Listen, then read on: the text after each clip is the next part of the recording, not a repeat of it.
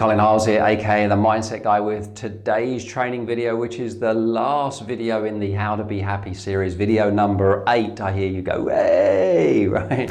And this video, I want to give you a way of pulling everything together. If there was one way of tying everything that I've been talking about together around this internal path to happiness, right? So we talked about the external and internal, and there's many paths. So just on this flip chart behind me, we've got 4 paths to internal, the direct route to happiness, right? We tie it all together. And the way to do that is to get control of our focus. And our focus is really the tool of all tools, because as I've been saying, we don't see the world as it is. We see the world as we are. We see our version of reality, not reality itself. And where does that version come from? Well, it comes from where we're focusing. You know, the meaning we give experiences comes from focus, what we're focusing on. And there's 3 words here, 3 places that we can place our focus. If we place our focus in these three places, we'll experience more of the good stuff, happiness, joy, passion, ecstasy, and those sorts of things. If we do the opposite, by the way, we'll experience more unhappiness, more dissatisfaction, and more misery. So what are those 3 words? Present, pleasant, and possibility.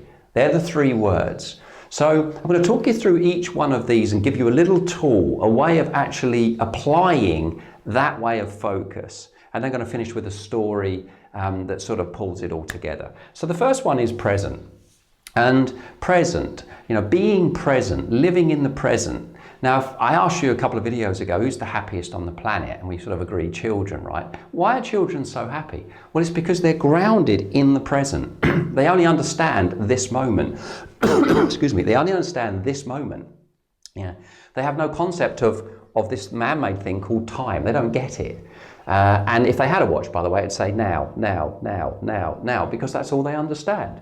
Now, you say to a child, you talk about a park that we're going to, and then you put them in the car and they go, are we there yet? Well, no, we haven't even started the bloody engine, because they don't understand there. They only understand now. And their ability to clean up their emotional mess as quickly as they make it is phenomenal, right? They can be absolute little sods, right? Where you're pulling your hair out with frustration. And then within a minute, they walk up to you and go, can I have some sweets, please?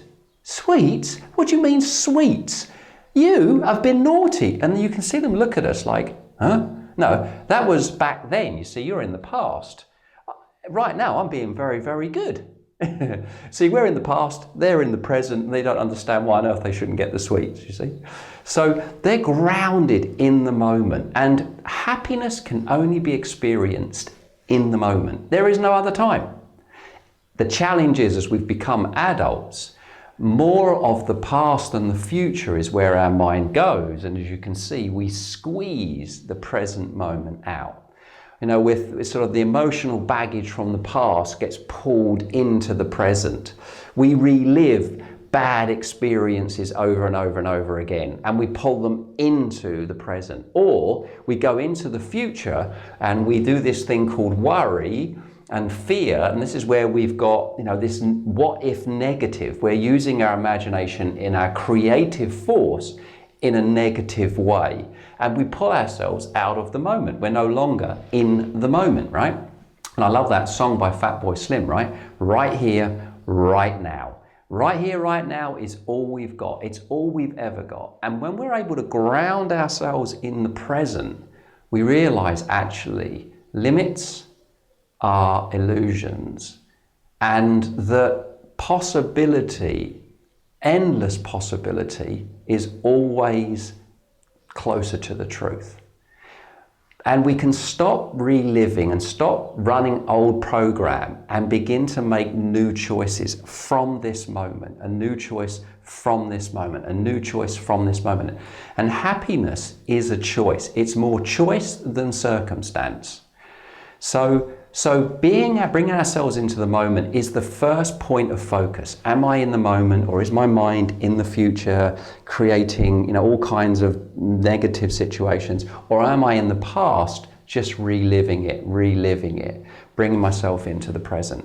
Simple way of doing that is through breathing. Breathing will grounds us into the present. So take a deep breath in and let it out. And the more you just do that, the more you bring yourself into the present. Plus, as you breathe in a certain way, you calm the mind. We talked about that with meditation, that you go from beta and you bring yourself down into alpha. And alpha is this relaxed alertness, relaxed mind, relaxed body, where we're able to make better decisions. We're actually connected more to the subconscious mind. The power of breath connects it all together. So breathing is very powerful. So using the power breath, then what I like to do is, and as I breathe out, just say happy now. And then breathe in, and then breathe out and say happy now. And bring yourself into the present moment. So that's present. Present is the only time that we have. Secondly, pleasant. The ability to focus on what's good about something, what's good about what's going on, rather than, and I spoke of the story of Viktor Frankl, who was in Auschwitz, right, in one of the first videos. You know, he had the ability to focus, even in such a horrific situation, he still had the ability to focus on what was good about what was going on, what was good about the way he was reacting and responding, what was good about his fellow man going through this, what was good about the whole experience. He came out and wrote a book about it. So, you know, that's an amazing ability, because you could say, well, he could easily focus on what's bad, what's wrong, what's not right, what's not good about this situation. And of course, by doing that, he's going to feel very different about what's going on in the situation. And I shared on one of my other videos a sort of silly story around this, just a personal story, where we went to one of our favorite cafes to order our crepes, but the boys call it Pancake Cafe. And the owner knows us in there, so as soon as he sees us, he puts the order in. He just looks at us and puts the order in, because we all order the same one, we never change, right? And so we're sat down around the table, and I keep getting this smell of dog shit, and I'm thinking someone's got it on their flip-flop here. So I asked the family to check, and of course I've got it on my flip-flop, and I've got my flip-flop up. And so I've got my flip-flop up like this, and it's got, you know, a great big dollop and lump of it there, and I'm like, oh, right, and I'm sort of putting it over here, and as I'm doing that, the crepe is delivered right in front of me, this dulce de leche cream with strawberry crepe. And I smiled in that moment, because it was one of those realizations. The universe has given me a wonderful little lesson here. Where am I going to put my focus? Crap or crepe? Where's it going to go? Because wherever I put my focus is going to determine how I feel. How I feel is going to determine then the sort of the experience that the family are going to have. And so if I focus on the crap and I start, oh, bloody Spanish, big generalization, right? Bloody Spanish, let their dog shit everywhere. It's unbelievable. I mean, look at the state.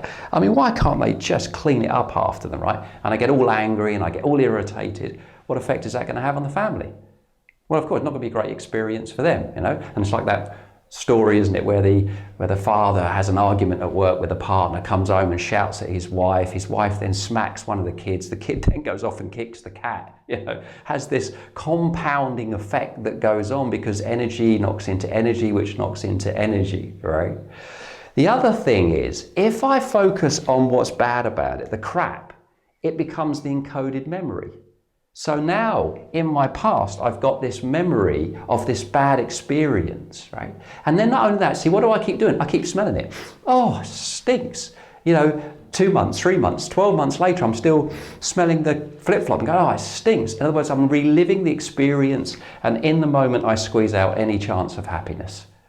And it's nothing to do with the moment, it's to do with the past experience of treading in some dog shit. So, or I could focus on the crepe. This crepe, and how delicious and how wonderful it is.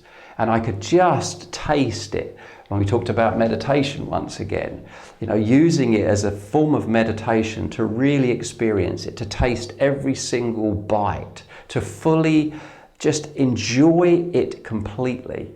And now what experience is the family going to have? Of course, it's going to be very different. Well, what's the difference? Where I put my focus. Focus on pleasant or focus on what's not pleasant. I've got the choice, crap or crepe, and life constantly brings us crap or crepe. That's one of the metaphors that is part of our family now. Crap or crepe, where's your focus, right? And last but not least, possibility. Possibility, we talked about this in the last video down here, that our beliefs create our world. And if we've got limits or lacks or labels that are not supporting us, and we've got these but beliefs, you know, I'd love to get a job, but I just don't have the education, then what comes after the but becomes the inner resistance. We focus on what's not possible, what we can't do, rather than what we can do. I mean, Henry Ford said, if you believe you can't, or if you believe you can, you're probably right. So beautifully sort of succinctly put.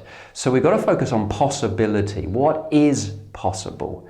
And the last story I want to finish with, seeing as I did this right at the end, was just to sort of pull this all together, was a few weeks ago I was speaking at a conference, and a young lady came along called Alana Nichols, who I'd never heard of before. And she did a sort of a 45-minute speech, and I got to hear about her story, and it was remarkable. So Elena, back in, I think it was 2008, was out snowboarding with her friends, and she'd always been quite sporty. And she'd decided today was the day that she was going to do a back somersault on her snowboard. Now, she's able to do these on trampolines, double back somersault. She's able to do it just from the ground, back somersault, and she thought today was going to be the day that she was going to do it.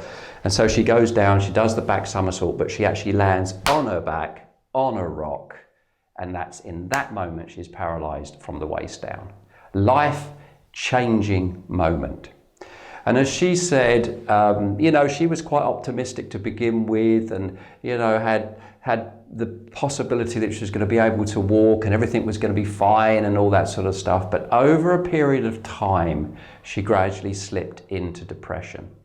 And as she told the story, she spoke about that what she kept focusing on was all the things that she couldn't do now. Simple things, actually, like wear flip-flops, you know, was one of the examples that I can't wear flip-flops anymore, I can't walk in my flip-flops anymore, and so on. And her mind was filled with all the things that she couldn't do. And she was past-based thinking. She kept reliving all the things that she could do when obviously she was able to walk. And she slipped into a depression. And she had a moment which changed all of that when her friend wheeled her into a basketball court, and she'd always been quite good at basketball because she's quite sporty. And there she saw people in wheelchairs playing basketball, but playing basketball in a way that she couldn't believe. I mean, smashing into one another, knocking each other off, you know, shooting baskets, and from, you know, obviously sat way down. And that was the spark of possibility. And they invited her in, and away she went. And that opened up the door to what was possible for her, what was good about the experience, and how to make choices in the moment that are more aligned with who she is and what she was about. And what happened was that she started to play basketball and got into the American team, and then they went to Beijing and won gold. Now that's the first part of the story, which is a remarkable story in itself, but it doesn't end there. See, she came back from there and she moved to Colorado. And in 2008, I think 2010, she went to Vancouver and she had got into skiing. And that's another interesting story, by the way, but just getting into skiing, and then her, can I win gold in skiing, to, you know, this coach who said, not a chance, you've got 2 years, you've never even done this, right? But she won 2 golds in Vancouver in downhill alpine skiing. Now think about that, and she's the only person, Paralympian, to win a gold in the summer and a gold in the Winter Olympics, 2 years apart. Incredible story of what's possible when you put your focus in the right place, and that is present, pleasant, and possibility. So there we are. That concludes the end of this journey.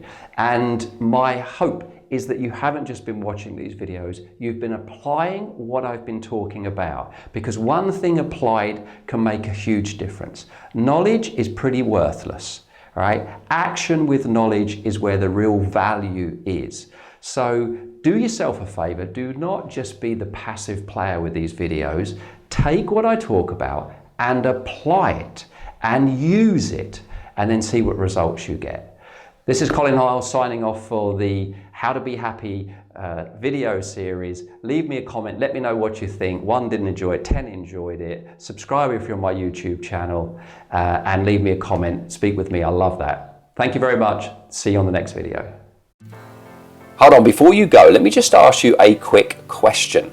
Do you feel like a Ferrari that's got its front brakes locked on and it's just spinning round and round? And maybe you're spinning and stuck in the area of health, or maybe you're spinning and stuck in the area of wealth, or maybe for you it's in the area of relationships or your career. Well, unfortunately, most people's minds are working against them, creating things that they don't want repeatedly. I want to show you how to release your mental brakes immediately with 4 free advanced mind power training videos. The information contained in these 4 videos will provide little known keys to the psychology of achievement.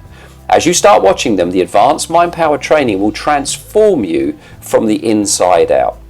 Release your mental brakes today for real results, lasting change, and a quantum leap in your performance. So visit www.advancedmindpowertraining.com or click on the link below this video to get your first free video today.